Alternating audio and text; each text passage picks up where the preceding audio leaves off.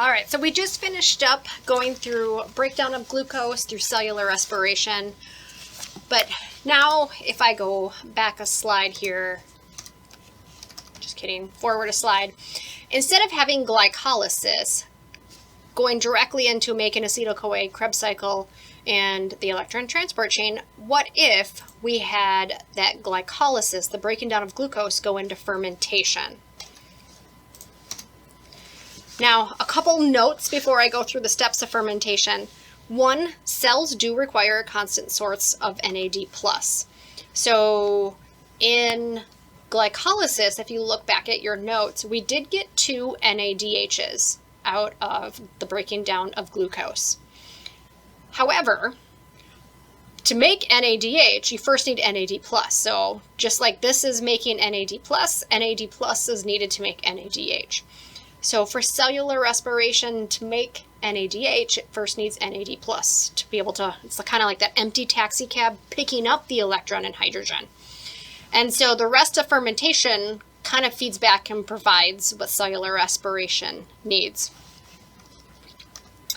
Oh, I'm going backwards and forwards too much. I apologize. Fermentation is still a partial oxidation of sugar, so it's still further breaking down that original glucose, but unlike cellular respiration where we removed every single carbon, they all left as carbon dioxide, this is just a partial breakdown. It's not fully breaking down that carbohydrate, it's not fully breaking down that organic molecule.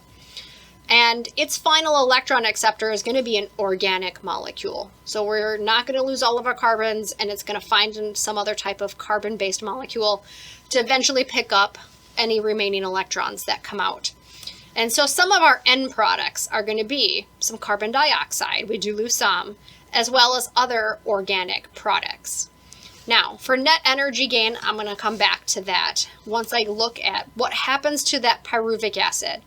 So glycolysis, we started with 1 6-carbon glucose molecule. We broke it down through all these little steps, and we made 2 pyruvic acids.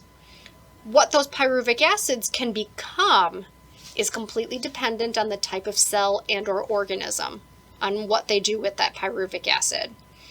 So some of the carbon can get lost as CO2, and we still have carbon-based organic molecule as our final product, and this particular organism will make ethanol, alcohol, out of pyruvic acid.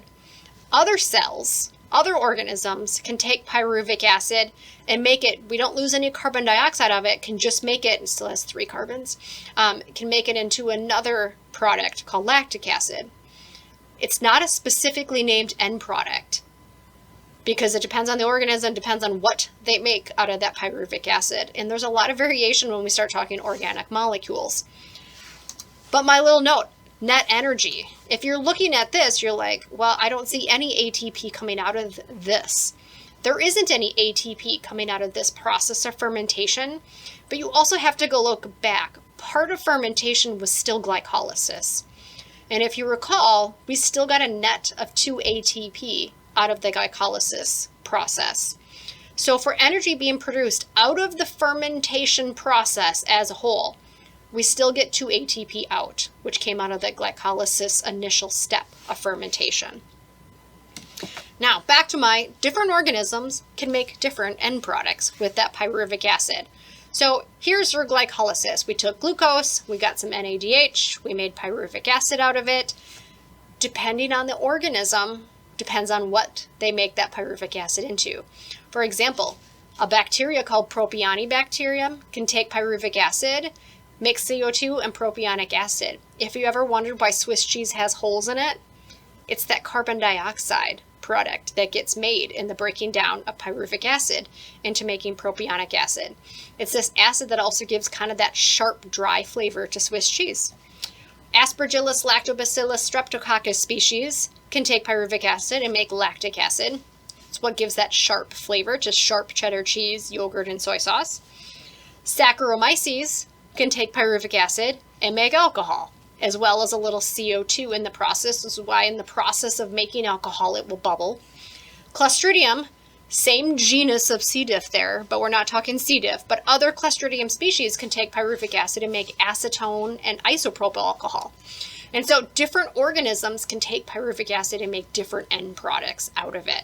All still a fermentation process, still undergoing glycolysis, still breaking pyruvic acid down into another organic molecule.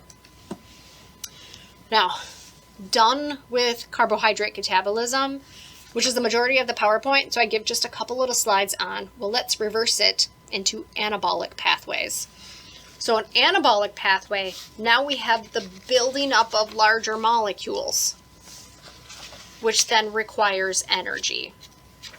So most of this was talking about breaking down of sugar specifically, but it could be breaking down other molecules. But anabolic pathways, now we are making larger molecules out of smaller ones, and it requires energy. So the question of where does the energy come from? Well, all the energy to build up large molecules comes from the breaking down of other molecules. When we did carbohydrate catabolism, we got a ton of ATP out of just one glucose molecule. That ATP can then be used in an anabolic pathway. Now, anabolic pathways are usually just a reverse of a catabolic pathway, meaning they can go either direction. They're called amphibolic, but they're different enzymes that are used. This is showing a tiny little molecule A and a tiny little molecule B, so two single individual molecules can get put together and be made into one larger molecule, AB. And there's a specific enzyme that would do that. There's also another enzyme that can break down AB into its individual parts, its smaller parts of A and B. So different enzymes are required for each reaction, whether building up or breaking down. This is just showing we got lots of stuff that gets brought in. Smaller things get put together to make larger things. Those things get put together, make even larger things, to eventually we start to make anything our cell possibly needs. Now, this slide does have a lot of words on it. I apologize for having a slide with lots of words, but we're going to call this, I know the title of it's Integration and Regulation of Metabolic Function. I like to shorten it to How Our Cells Like to Be as Lazy, Efficient as Possible. So, how our cells like to be lazy. 1, they're only going to synthesize or make enzymes only when the substrate's available. Example, if fructose 1,6-biphosphate is not around, why would the cell take the energy to start making that enzyme to break it down? Why would it make the fructose 1,6-biphosphate aldolase, the one that I was using? Why make the enzyme if the substrate's not there? So it's like, all right, substrate's not there, not going to spend the energy to make the enzyme. Cells are only going to catabolize or break down the more energy efficient choice if there are 2 energy sources are available. So they're going to break down the thing that's the easiest to break down, that's going to give you the most energy. So if we've got several different sugars or different carbohydrates, they're going to break down the one that's the easiest to break down, because why break down the harder thing? That's still going to give you as much energy as possible. And glucose is usually the most energy efficient choice. Cells are going to make whatever metabolites, whatever products they need, and then as soon as those metabolites are available, they're going to stop. It's like, let's make what we need to make, and then let's stop. Why put any energy into making anything else if we don't need it? And if that product does become abundant, usually that's when the product becomes an inhibitor. So you have that feedback inhibition, where the product then becomes an inhibitor.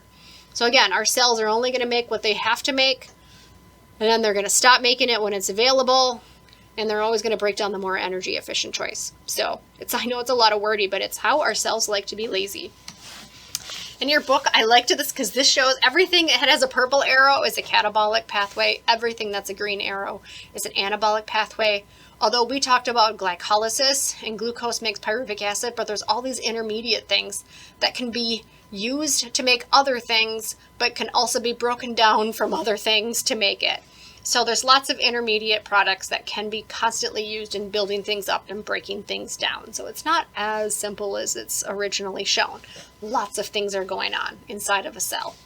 So that's as far as I wanted to get then. Lots of things are going on in the cell, lots of catabolism, lots of anabolism, as our cells are making whatever it is they need to make.